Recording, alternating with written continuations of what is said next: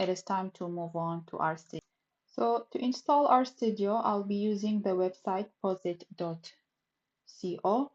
That's the official home for RStudio now.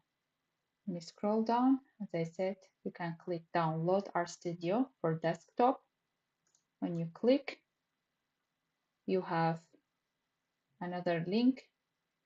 That's what you need. Download RStudio. Click again. Then this is where you can install RStudio for desktop. Automatically will be downloaded on your computer. The same step, right click and run it as administrator. Follow the prompt next up until you get RStudio installed on your computer. When RStudio is installed, you can go to search bar, just type RStudio.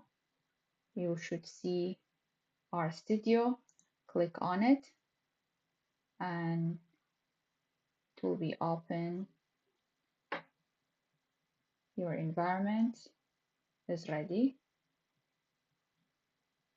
Something like this. So I'll go through the RStudio interface and how to use it in a separate video.